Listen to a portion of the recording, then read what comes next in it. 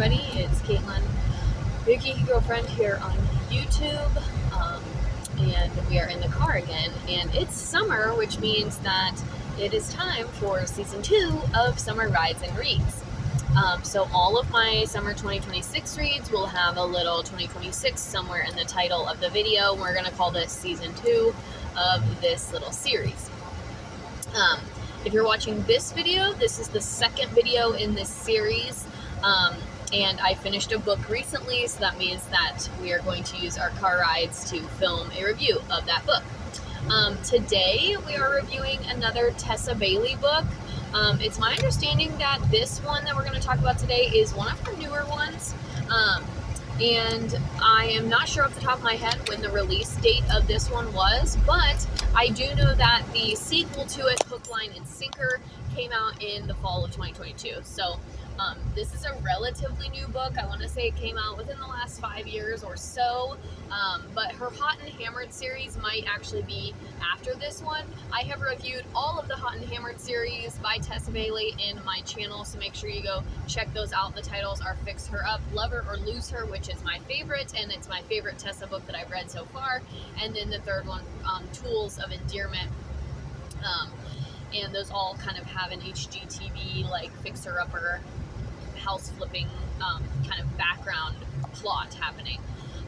This little series is the Bellinger Sisters Collective. It's 2 books. The first one follows Piper and Brendan, and that's It Happened One Summer. That's what we're going to talk about in today's video. So if you are a Tessa fan, stick around. If you're not a Tessa fan, maybe I'll catch you on the next video. Go ahead and just give that one a thumbs down. If you're not a Tessa Bailey fan, thumbs down help me with my engagement and help this video get pushed to other people. So thank you either way. If you like Tessa Bailey, go ahead and give me a thumbs up, and let's get into the plot. Like I said, this is a, I like to use the term collective when there are books revolving around similar characters or that happen in the same universe or the same time and place.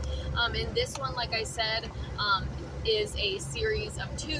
The first one is It Happened One Summer with Brendan and Piper. So Piper is the female lead in this one, and her sister Hannah is the star of Hook, Line, and Sinker, which there is a review coming of that one as soon as I finish it, because that's the book that I'm currently reading. This book did hit my romance. I was, after reading Dating Dr. Dill, which you can find that review in my channel, I really just wanted to stick with that romance genre. Romance is a genre that I tend to be able to read through pretty quickly. Typically, I'm able to just kind of pick them up and go, 3-4 days, maybe a week at most, and we're wrapping it up and reviewing it and moving on to the next title. Unfortunately, I didn't quite have that experience with this one, but not necessarily for a bad reason. So like I said, I've read Tessa before. My favorite of hers is Love Her or Lose Her. It's the second one in that Hot and Hammered little series, and that is also a collective where the characters they're interwoven in all of the stories, and I expected to really be like gripped immediately by the characters and by the story, like I was in a couple of those in the Hot and Hammered series. I didn't exactly have that reaction to this one. If I'm being honest, I had my sights set on reading Hook, Line, and Sinker first, and then I realized that it was, like, I had my sights set on reading Hook, Line, and Sinker, and then I realized that It Happened One Summer actually happens first, and so I wanted to read them in chronological order, and so I, read It Happened One Summer, so I wasn't super excited, I guess, to read it, because I was really looking forward to Hook, Line, and Sinker, but I also was not immediately gripped by the characters or by the storyline, so it did take me about 60 or 80 pages really to get into and commit to reading this book, and I think that's the slowest start to a Tessa Bailey book that I've had. Now, with that being said, it was very clear where the book was going to go, and so I think once that direction started to become more clear, I was like, okay, let's just kind of get through the beginning little slumpy part, and then we'll get to where it's inevitable. So the tropes in this one, we've got Grumpy Sunshine with the male main character. He's burly, he's a fisherman, he's very no nonsense. He is the captain of a boat, and he's used to like giving orders, being very like stern and firm, and nothing can wear you down type of a guy. So you've got a Grumpy Sunshine male main character. We do have a little bit of like a riches to rags sort of reverse Cinderella story going on in this one. Piper is a socialite. She's an influencer. She's used to just getting whatever she wants when she wants it at the drop of a hat, because her dad is a really famous like producer in Hollywood, and so she's just had this like frivolous kind of spending lifestyle. She's had this party girl lifestyle, and then surprise surprise, as with all of these reverse Cinderella stories, she kind of gets cut off and is shipped to Westport, Washington, this little fisherman town where everybody knows each other, like Cheers, where everybody knows your name, literally. That's where she goes. Her sister does go with her, and there's more to that obviously in Hook, Line, and Sinker, but so they get like pin dropped into this little small town, and they stick out like a sore thumb, as they should. So we have a little bit of that going on. You can almost say that it's enemies to lovers, because Brendan just really is annoyed with Piper at the beginning, and kind of her whole personality, but she does not have that same reciprocal, like, oh my gosh, I can't stand you type of thing. She just is sort of like trying to get a feel for who she is, who he is. So I would not say enemies to lovers. You could say small town. This gives Hallmark movie. It gives like I said, everybody knows each other. Everybody and their mother is related somehow to Piper, and she has to figure that out. And so it has those things going for it. We have, let's see, lots of spice, as is with most Tessa Bailey books. I actually gave this one a 4 on the spice scale, which is rare for me. But there were like some more kinky niche stuff in this one, just FYI. I don't like to spoil a lot of the plot, but I do like to tell you guys what you're getting into when you pick up these books. And for me, there was some stuff that was a little like, ooh, that's a little, I don't know about that. Like, it was more than just your average everyday romp. So for that, I did give it a 4 on the spice scale. If you want more details on how I rate my books on spice, you can check out my Let's Talk About Peppers or Spice Baby video, which is further down in my channel, because I filmed that a couple years ago. But it gives more details on how I actually like determine how spicy a book is. And yeah, so those are kind of the tropes. You get an introduction to Hannah and the main male character of Hook, Line, and Sinker, Fox, because he is Brendan's best friend, so you get a little insight into who they are and kind of get a little prequel to their story as well. And I mean, you guys can pretty much probably already predict the events of the story without me having to go super far into detail. It is a romance. I've already described the main characters, so I won't go any more into detail. I'm not going to give away the plot, but you can probably predict, given that it is Tessa. I've just told you that it's spicy. I've just told you about the characters. You can kind of predict where this story is going to go, which is something that a lot of people who don't read romance often, or even people who do, maybe critique Tessa Bailey on, because her storylines are very predictable. They are very rom-com-y. They're very boy meets girl, boy gets girl type of a thing. There's not a lot of drama or suspense. Now, with that being said, I felt like this book, more so than maybe a couple of the other ones that I've read, especially Fixer Up and Tools of Engagement, I felt like this one did have a little bit more plot and substance to it. The characters had a little bit more depth. We have some baggage on both sides. We've got a little bit of trauma from Brendan.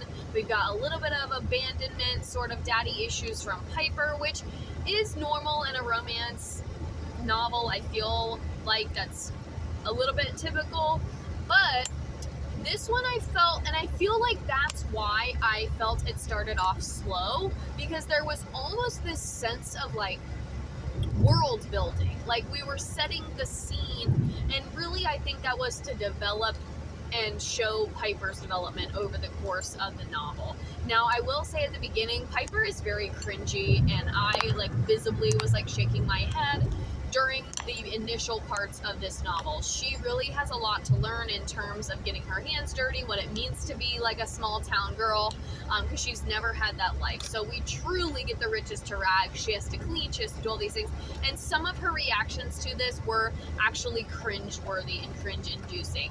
Now, I've just given it away that she does endure some character development, and her development and the way that that's written, I feel like is a little bit more meatier and a little bit more hefty than what I've read from Tessa before.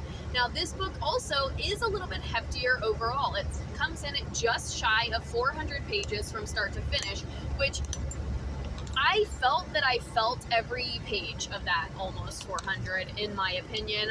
Like I said, I've already talked a couple of times about the slower start.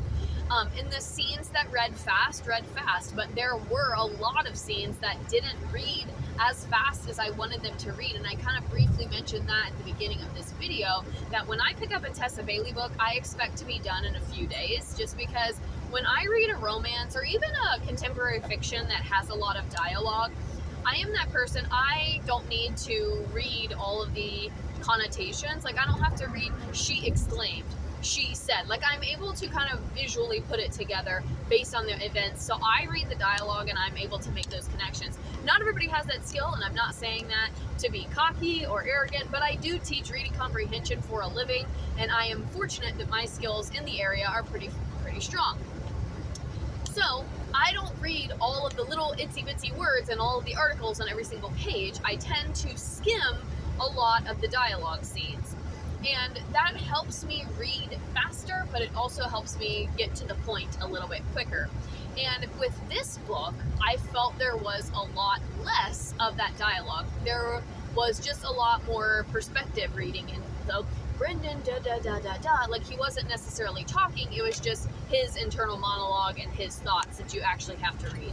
So that slowed me down a little bit. It had that slower start, and it kind of got off on the wrong foot with me not really relating to Piper, although I do have aspirations to be like Piper and be a social media, have this big following on social media and all that stuff. But from beyond that, it was hard for me to really connect with Piper.